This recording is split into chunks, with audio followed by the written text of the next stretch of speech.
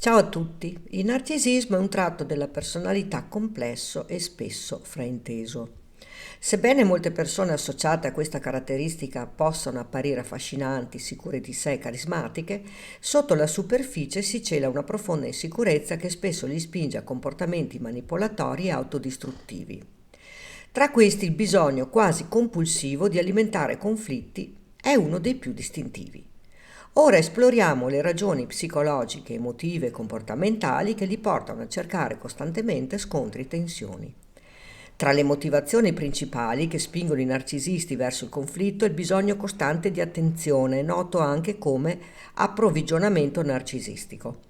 Litigare o creare drammi permette loro di ottenere un'attenzione immediata, anche se negativa.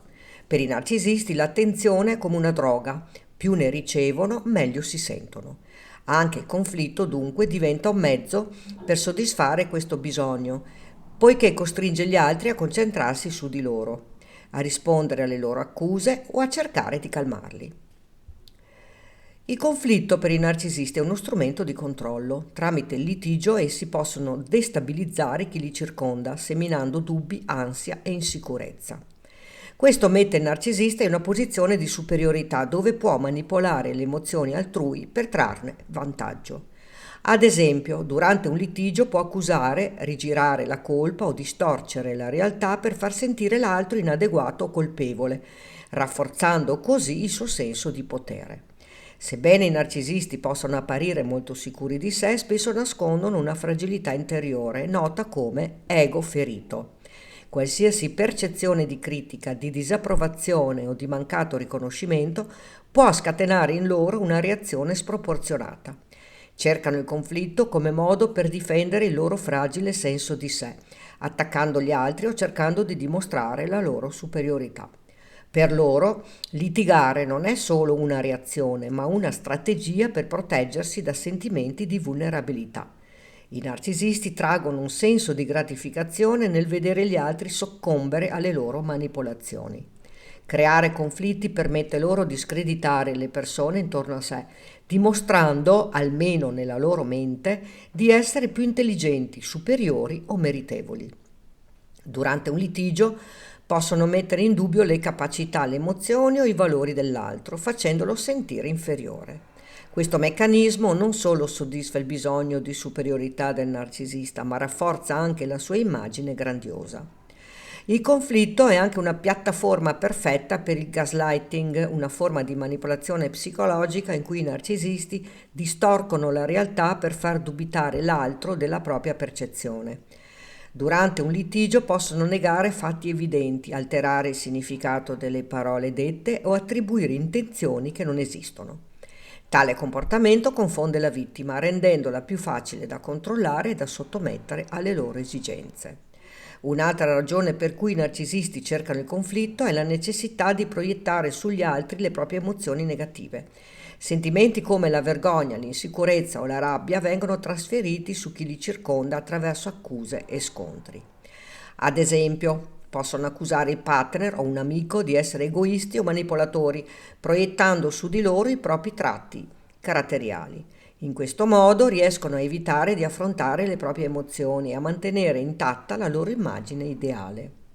Per alcuni narcisisti il litigio rappresenta una forma di eccitazione. L'adrenalina generata dallo scontro può essere percepita come stimolante, offrendo una pausa dalla monotonia o dai sentimenti di vuoto interiore. In un certo senso il conflitto diventa una forma di intrattenimento o un modo per sentirsi vivi. Nel mondo del narcisista i rapporti interpersonali si basano su ruoli ben definiti. Il dominante, ovvero il narciso, e il sottomesso, ovvero l'altro. Il conflitto è spesso uno strumento per riaffermare questa dinamica. Attraverso litigi costanti cerca di mantenere la posizione di potere e di ribadire il suo dominio sull'altro. Un tratto comune dei narcisisti è l'incapacità di gestire i disaccordi in modo costruttivo. Per loro ogni divergenza è percepita come un attacco personale, una minaccia alla loro stessa autostima. Questo li porta a rispondere con aggressività, con rabbia o con sarcasmo, trasformando ogni piccolo disaccordo in una grande battaglia. Affrontare il narcisista che cerca il conflitto può essere estenuante e destabilizzante.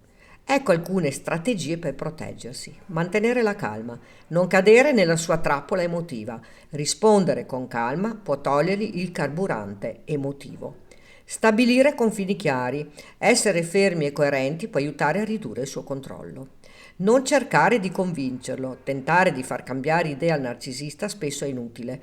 Accettare che non si possa modificare il suo comportamento è il primo passo verso la libertà. Rivolgersi ad un professionista. Se la relazione con un narcisista diventa tossica, potrebbe essere utile cercare il supporto di un terapeuta.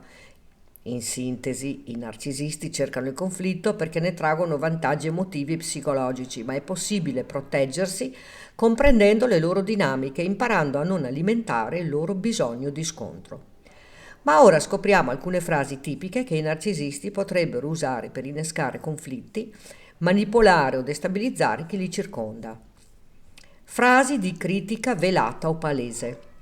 Sei proprio sensibile, non si può mai scherzare con te. Non capisci mai quello che intendo dire, è inutile spiegarti.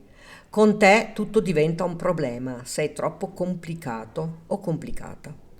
Sei sicuro o sicura che sia stata una buona idea? Non mi sembra. Frasi manipolatorie o provocatorie. È tutta colpa tua se siamo arrivati a questo punto. Non mi sorprende che le cose vadano male con il tuo atteggiamento. Certe volte mi chiedo se tu sappia davvero quello che fai. Le altre persone lo farebbero meglio di te. Frasi che minimizzano l'altro. Non capisco perché te la prendi tanto, non è una cosa così importante. Non fare la vittima, nessuno ti sta attaccando. Esageri sempre, stai drammatizzando di nuovo. Hai bisogno di calmarti, sembri fuori controllo. Frasi di confronto o di paragoni svalutanti. Dovresti essere come la mia amica, lei non si lamenta mai.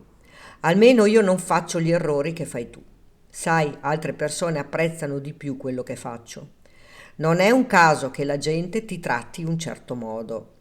Frasi che generano insicurezza o senso di colpa. Non ti importa mai di come mi sento, pensi solo a te stessa. Non capisco come pensavi di aiutarmi, hai solo peggiorato le cose. Forse dovresti fare un po' di autocritica per una volta. Se davvero mi volessi bene, non ti comporteresti così. Frasi che distorcono la realtà come la tecnica del gaslighting. Non ho mai detto quella cosa. Te lo stai inventando. Non capisco da dove venga questa tua paranoia. Stai vedendo problemi dove non ci sono. Sei tu quella che crea tensioni. È tutto nella tua testa, dovresti smetterla di esagerare. Frasi che innescano senso di inadeguatezza. Pensavo che avessi più capacità, ma forse mi sbagliavo. Non sei mai abbastanza presente quando ho bisogno. Con te non si può mai fare un discorso serio. A volte mi chiedo come fai a non accorgerti dei tuoi limiti. Queste frasi sono progettate per scatenare emozioni negative, creare confusione e portare l'altro sulla difensiva, mettendo il narcisista in una posizione di controllo. Riconoscerle è il primo passo per non cadere nella sua trappola. E tu che cosa ne pensi? Racconta qui sotto nei commenti. Puoi condividere questo video per dare maggiore informazione ad un pubblico più vasto. Ricordati di iscriverti al canale e di attivare la campanella così potrai ricevere le notifiche dei nuovi video. Grazie per avermi seguita.